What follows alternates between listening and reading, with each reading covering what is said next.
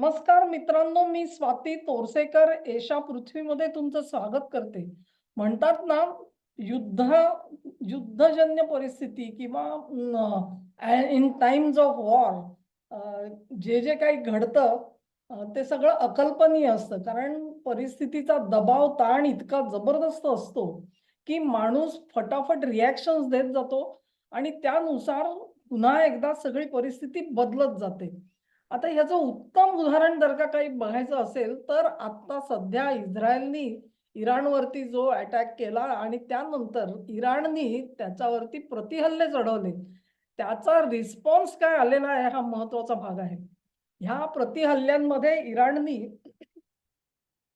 Abu Dhabi इथे असलेला फ्रान्सचा तळ जसा लक्ष्य केला, तसाच सायप्रस मधला ब्रिटनचा तळ त्यांनी लक्ष्य केला. आणि अशा तऱ्हेने युरोपामधल्या या देशांना काही कारण नसताना आपल्या विरोधामध्ये उभं करून टाकलं. त्याचा परिणाम असा झाला, की 3 देशांनी एक जॉइंट स्टेटमेंट काढलेलं आहे. हे 3 देश आहेत फ्रान्स, जर्मनी आणि ब्रिटन. या तिघांनी जे जॉइंट स्टेटमेंट काढलं त्याचा इंग्लिश व्हर्शन तुम्हाला वाचून दाखवते आहे. हे स्टेटमेंट त्यांनी 1 मार्च रोजी काढलेलं आहे. म्हणजे संघर्ष सुरू झाल्यानंतरचं स्टेटमेंट आहे. आणि त्याच्यात त्यांनी काय म्हटलंय, leaders of France, Germany and United Kingdom are appalled by the indiscriminate and disproportionate missile attacks launched by Iran against countries in the region, including those who were not involved in initial US and Israeli military operations. ज्यांचा ह्याच्याशी काही संबंध नव्हता अशाही पश्चिम आशियामधल्या देशांवरती इराणनी disproportionate असा attack केलेला आहे.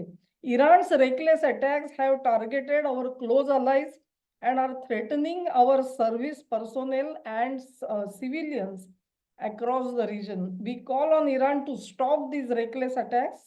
We take steps to defend our interests and those of our allies in the region, potentially through enabling necessary and proportionate defensive action to destroy Iran's capability to fire missiles and drones at their source. तेव्हा हा जो उल्लेख सगळा मी त्या स्टेटमेंटचा केला, हे महत्वाचं statement आहे. तुम्ही म्हणा 3 देशांनी एकत्र येऊन काढलेलं स्टेटमेंट आहे. त्यांच्या तळावरती हल्ले झाले म्हणून त्यांनी रिस्पॉन्ड केलाय. एवढ्यापुरताच हा प्रश्न मर्यादित आहे का? हा मी तुम्हाला प्रश्न विचारतो. कारण ह्याच्यातून साध्य काय झालं बघा. इराणनी पहिल्यांदा ह्या तिघांनाही आपल्या विरोधामध्ये उभे केले. हे 3 देश कोण आहेत? हे 3 देश युरोपामधले आहेत. ते काय अमेरिकेचे आज साथीदार सुद्धा नाहीयेत, लक्षात घ्या. युक्रेन युद्धाच्या निमित्ताने अमेरिका आणि युरोप यांच्यामध्ये एवढी प्रचंड दरी निर्माण झालेली आहे, की अखेर ते नेटो तरी जगणार आहे का नाही, ते तरून जाणार आहे का नाही, असा प्रश्न निर्माण झालाय. ट्रम्पनी जेव्हा केवळ युक्रेनच्या निमित्ताने रशियाची बाजू ट्रम्प घेतोय ह्या एका संशयापायी असेल, युरोप त्यांच्यापासून दूर गेलेला आहे. अमेरिकेने युरोपला सांगितलेलं आहे स्वतःच्या संरक्षणासाठी तुमचं संरक्षण बजेट जे आहे ते 5% पर्यंत वाढवा. मला हा खर्च झेपत नाही. युक्रेन युद्ध चालवायचं असेल तर माझ्याकडून शस्त्र विकत घ्या आणि तिकडे वापरा. मी पैसे देऊ शकत नाही. एवढं सगळं झाल्यानंतर युरोप जे आहे ते त्याला म्हणतात ना खट्टू झालेले आहेत हे निश्चित आहे. त्याच्या पलीकडे जाऊन आणि ट्रम्प यांनी ग्रीनलँडवरती डावा ठोकला आणि त्यानंतर तर वातावरण पूर्णपणे बिघडलेलं आपण बघितलं. त्याच एका तिरीमिरीमध्ये युरोप कधी नव्हे तो म्हणजे गेली 10-12 वर्ष प्रयत्न करून सुद्धा जे ट्रेड डील होऊ शकलं नाही, त्यासाठी उर्सुला फोन डेर लेयन ह्या भारतामध्ये आल्या आणि त्यांनी मदर ऑफ ऑल डील्स वरती सह्या सुद्धा केल्या. हे वातावरण कसं होतं ते पूर्णपणे अमेरिका विरोधी वातावरण युरोपात चाललेलं होतं.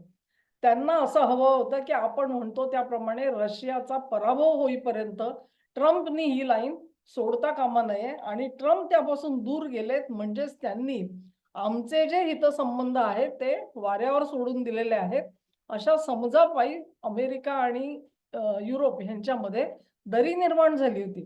आता इराणनी केवळ इस्रायल आणि अमेरिकेचे हितसंबंध नाहीत तर याही लोकांना दुखवून ठेवल्यामुळे ही तिन्ही जे देश आहेत ते देखील एक प्रकारे इराणच्या विरोधामध्ये उभे राहिलेत आणि इराणची मिसाईल सोडण्याची क्षमता जी आहे ती खच्ची करण्याचे प्रयत्न आम्ही करू असं त्यांना म्हणावं लागलंय. केवळ हा जो पवित्र आहे तो केवळ पश्चिम आशियापुरता मर्यादित राहील का हा आता प्रश्न निर्माण झालाय आणि तो प्रश्न अधिक खोलवर जाणारा आहे. कारण हे युद्ध जे सुरू केलं ट्रम्प यांनी, मला आशा होती की हे युद्ध सुरू होणार नाही आणि त्याला कारणं होती की म्हणजे खरं सांगायचं झालं तर इराणने अमेरिकेच्या विरोधात असं काहीही केलेलं नाहीये की त्यांनी युद्ध सुरू करावं. कुठल्या परिस्थितीमध्ये ट्रम्प यांनी युद्ध सुरू केलं, हे आपण सगळे जाणतो आणि त्याच्यामधली एप्स्टीन फाईल हा सर्वात मोठा एक दुवा असल्याचं म्हटलं जातं, की त्या दडपणाखाली ट्रम्प यांना युद्ध सुरू करावं लागलं. अर्थात हे कोणी सिद्ध केलेलं नाहीये अजून, पण जनरल इम्प्रेशन तर तसंच बनलेलं आहे आजच्या घडीला. आणि मग युरोपच्या लक्षात आलं, की ट्रम्प ह्यांना इराणवरती कारवाई करायची, लष्करी कारवाई करायची, तर रशियाला दुखवावं लागेल. कारण इराणवरची कारवाई म्हणजे रशियाच्या विरोधातली कारवाई आहे आणि चीनच्या विरोधातली कारवाई आहे. ह्याचाच अर्थ असा, की एकदा ट्रम्पनी लष्करी कारवाईला सुरुवात केल्यानंतर आता ट्रम्प तिथे गुंतून पडतील, ह्या परिस्थितीची जाणीव ह्या युरोपियन देशांना जरूर झालेली आहे. खुद्द ट्रम्पच असं म्हणाले, की हे युद्ध कदाचित 3 ते 4 आठवडे चालेल. म्हणजे कुठे गेला तो त्यांचा एक निर्धार, की बाबा झटपट कारवाई करा आणि बाहेर पडा. हे तर काही झालेलं दिसलं नाही आपल्याला. इराण व्यवस्थित प्रतिहल्ले करतोय, चांगला उभा आहे. तिथे नवी व्यवस्था आलेली आहे. ती देश बघते आहे. थोड्याफार गफलती असतील, पण सगळंच काही कोलमडून नाही पडलेलं इराणमध्ये अजून सुद्धा. तिथे राज्यशकट जो आहे, तो हाकण्याचा प्रयत्न होतो आहे. तेव्हा इतक्या लवकर इराण पडेल असं नाही. काही लष्करी तज्ञ म्हणतायत, की 3 ते 4 दिवसामध्ये त्यांची सगळी शक्ती जी आहे, ती संपुष्टात येईल. ती बघण्याची गोष्ट आहे. परंतु खुद्द ट्रम्प जर का म्हणत असतील 3 ते 4 आठवडे युद्ध चालेल, तर त्याचे 2 अर्थ होऊ शकतात. अर्थात ट्रम्प ही सूचना देत आहेत, की अमेरिकेने 3 ते 4 आठवडे युद्ध होईल ह्याची मानसिक तयारी केलेली आहे. नंबर 2 आपले सुद्धा काही ॲसेट हे आपल्याला गमवावे लागतील. अगदी सैनिकांसकट ह्याची सुद्धा मानसिक तयारी अमेरिकेने केलेली आहे. हे ते सूचित करतायत जरूर आणि एक प्रकारे इराणवरती दडपण आणतायत. पण हा भाग जर का सोडला तरी देखील ही मानसिक तयारी त्यांनी जरूर केलेली आहे. अन्यथा अशा प्रकारच्या कारवाईमध्ये ट्रम्प गुंतले नसते. ते आता गुंतलेले आहेत म्हटल्यानंतर the European nations have now concluded that he is standing firmly against Russia. एकदा रशियाच्या विरोधामध्ये ते ठामपणे उभे राहिलेले आहेत. आता त्यांना पवित्रा बदलता येणार नाही.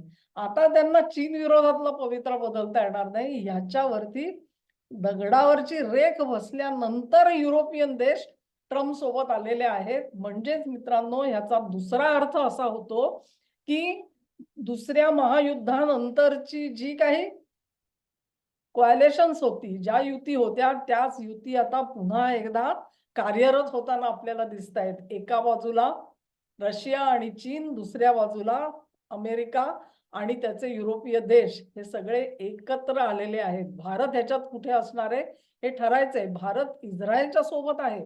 पण तो ट्रम्प आणि युरोपच्या बरोबर जाऊन रशियाच्या विरोधात उभा राहील का? हे आपल्याला बघायचं आहे अजून. त्या सगळ्या घडामोडी जेव्हा होतील तेव्हा आपल्याला त्याचं कन्क्लुजन काढता येईल. पण आजच्या घडीला तरी एक आपण गोष्ट स्पष्टपणे म्हणू शकतो, की आपण जे गेले काही वर्ष मल्टीपोलर वर्ल्ड म्हणतोय ना, म्हणजे संपूर्ण जग हे एकध्रुवीय नसेल, ते द्विध्रुवीय सुद्धा नसेल. त्याच्यामध्ये बहुध्रुवीय असं जग बनतं आहे. म्हणजेच मल्टिपल सेंटर्स बनतायत, अनेक केंद्र बनतायत जगामध्ये.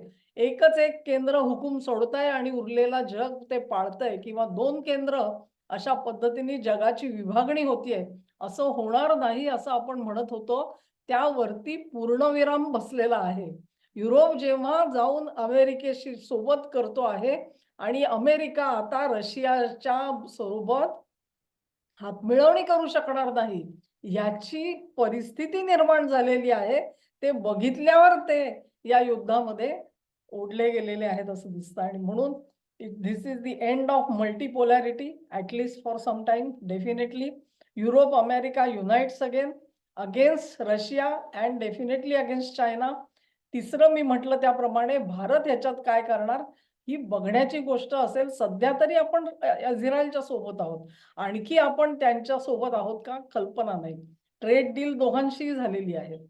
तेव्हा आता फासे जे टाकायचे ते रशियाने टाकायचे आणि चीनने टाकायचे. त्यांना जर का समतोल साधायचा असेल तर त्यांना इराणमध्ये राजवट बदलण्यासाठी तिथल्या लीडरशिपला तयार करावं लागेल. नाहीतर हातामधून सगळ्याच गोष्टी निसटतील. पण एक गोष्ट मात्र लक्षात ठेवा की ही लढाई जी आहे ती लढाई जर का खेचली गेली, एक आठवड्याच्या पलीकडे साधारण 10 दिवसाच्या पलीकडे खेचली गेली तर मात्र ती कुठल्या दिशेला जाईल हे आज कोणी सांगू शकत नाही. हा व्हिडिओ तुम्हाला आवडला असेल अशी आशा करते. तुम्हाला आवडला असेल तर ही लिंक शेअर करा, लाईक करा व्हिडिओला, चॅनेलला सबस्क्राईब करा आणि सहकार्य असं चालू ठेवा. नमस्कार.